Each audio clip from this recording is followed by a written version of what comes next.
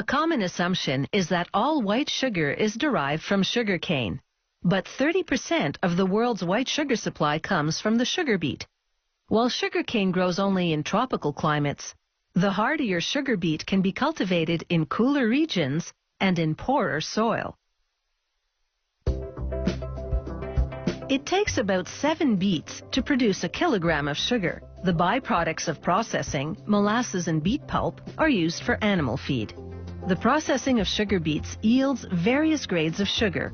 The lower ones are reprocessed to become white sugar. Farmers plant beet seeds in the spring and harvest the mature crop in the fall. Mechanical harvesters attack 6 rows at a time. They rip the plant out of the ground, chop off the leaves and crown, leaving just the bulbous root.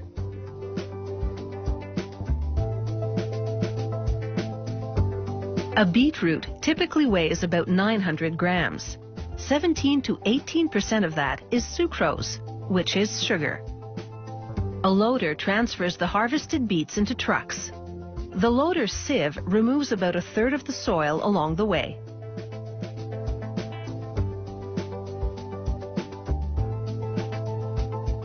When the trucks arrive at the sugar factory, they unload the beets, soil and stones included, onto a conveyor belt, which transports them to a washing station.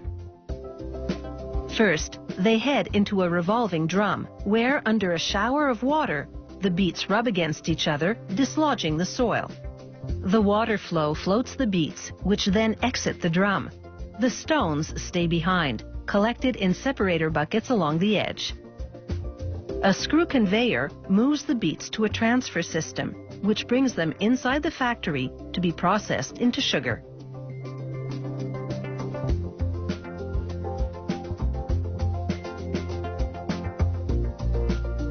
Inside, slicing machines cut the incoming beets into cassettes, strips about the shape of French fries but smaller.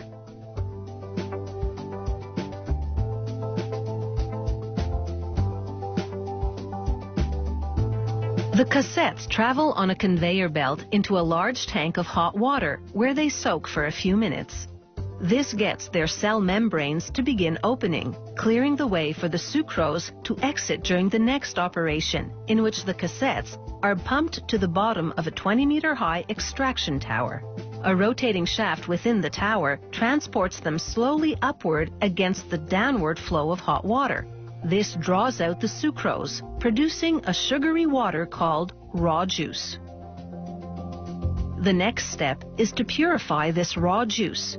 In a giant kiln, they burn limestone with coke to produce the chemical compound calcium hydroxide, also called lime milk.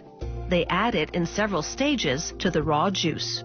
Meanwhile, they press the sucrose-stripped cassettes into pulp to sell as animal feed.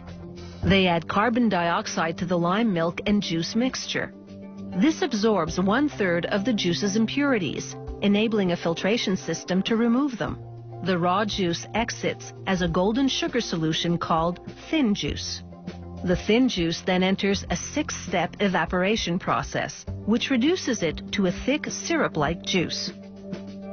From there, they pump it into a 4-phase crystallization system. In phase 1, they heat and add seed crystals. Tiny, identical-sized sugar crystals made separately using a complex cooling and evaporating process.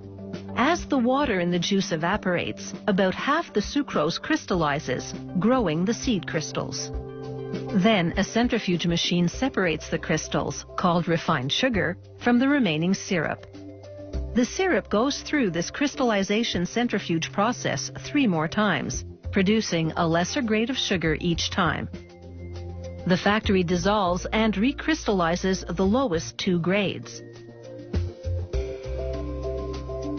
The 2 highest grades of sugar go into dryers, on the way passing through a screening machine, which separates any crystals which are too large.